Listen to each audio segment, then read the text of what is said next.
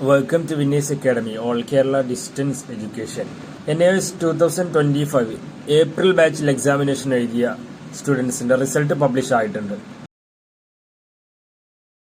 റിസൾട്ടുമായി ബന്ധപ്പെട്ട കുറച്ച് ഡൗട്ടുകൾ ക്ലിയർ ചെയ്യാന്നുള്ള ഉദ്ദേശത്തോടു കൂടെ പെട്ടെന്ന് തയ്യാറാക്കിയ വീഡിയോ ആണിത്.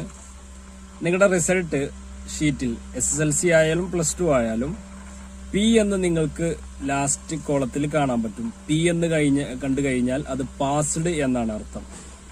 ഓക്കെ, ടോട്ടലി 33 മാർക്കാണ് ഒരു സബ്ജക്റ്റിൽ നിങ്ങൾക്ക് പാസ് ഔട്ട് ചെയ്യാൻ വേണ്ട മാർക്ക്. ഈ 33 മാർക്കിൽ 7 മാർക്ക് നിങ്ങളുടെ TMA അസൈൻമെന്റ് 20 മാർക്കിന് കിട്ടുന്ന TMA അസൈൻമെന്റിൽ നിങ്ങൾ എഴുതിയതിൽ 7 മാർക്ക് അതിൽ നിന്ന് ഈ പാസ് ഔട്ട് ചെയ്യാൻ വേണ്ട 33 മാർക്കിലോട്ട് എടുക്കും. ബാക്കി വരുന്ന 26 മാർക്കാണ് നിങ്ങൾ എഴുതി തിയറി എക്സാമിനേഷനിൽ വാങ്ങേണ്ടത്. അങ്ങനെ തിയറി എക്സാമിനേഷനിൽ 26 മാർക്കും TMA അസൈൻമെന്റിൽ നിങ്ങൾക്ക് 7 മാർക്കും കൂടെ കിട്ടിയിട്ടുണ്ടെങ്കിൽ നിങ്ങൾ P എന്ന് നിങ്ങൾക്ക് കാണാൻ പറ്റും, പാസ്ഡ് എന്നാണ്. ഓക്കെ, പാസ്ഡ് എന്ന് കാണാത്ത മറ്റു കുറച്ച് കാര്യങ്ങൾ അതിൽ കാണാൻ പറ്റും. അതിലൊന്നാണ് AB എന്നുള്ളത്. AB എന്ന് പറഞ്ഞാൽ ആബ്സെന്റ് എന്നാണ്.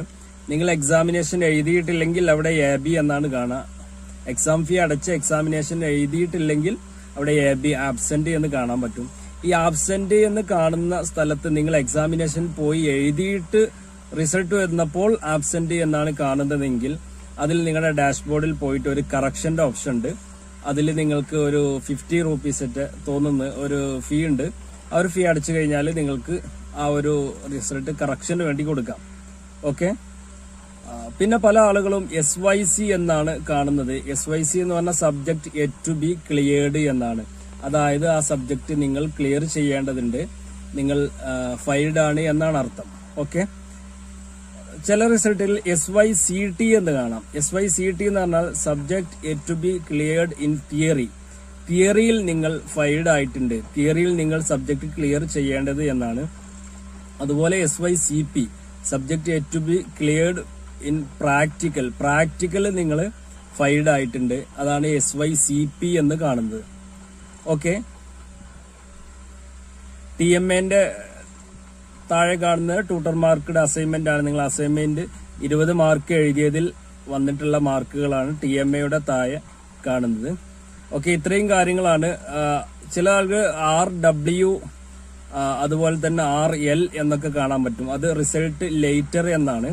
ഓക്കെ, നിങ്ങളുടെ റിസൾട്ടിന് എന്തോ ഒരു കറക്ഷൻ പ്രോബ്ലവുമായി ബന്ധപ്പെട്ടുണ്ടായിട്ട് റിസൾട്ട് വൈകിച്ചു വെച്ചേക്കാണ് എന്നുള്ളതാണ്. അത് കുറച്ച് കഴിഞ്ഞാൽ ക്ലിയർ ആവും ചെയ്യും. ഓക്കെ, ഇത്രയും കാര്യങ്ങളാണ് നിങ്ങളുടെ SSLC +2 റിസൾട്ട് വന്ന ആ ഒരു ഷീറ്റിൽ നിങ്ങൾ ശ്രദ്ധിക്കേണ്ട കാര്യങ്ങൾ. എല്ലാവരും നല്ല രീതിയിൽ തന്നെ വിജയിച്ചിട്ടുണ്ട്. കുറെ സ്റ്റുഡൻസ് നമ്മോട് അറിയിച്ചിട്ടുണ്ട്, നല്ല മാർക്കോട് കൂടെ തന്നെ പാസ് ഔട്ട് ആയിട്ടുണ്ട്. നല്ല രീതിയിൽ തന്നെ നിങ്ങൾ മുന്നോട്ട് പോവുക. Okay, thank you.